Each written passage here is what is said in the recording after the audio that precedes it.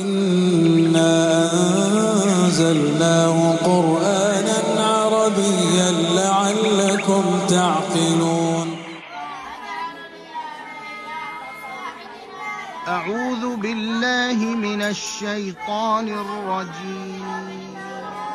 وما خلقت الجن والإنس إلا ليعبدون ما أريد منهم من رزق وما أريد أن يطعمون إن الله هو الرزاق ذو القوة المتين. فإن للذين ظلموا ذنوبا مثل ذنوب أصحابهم فلا يستعجلون.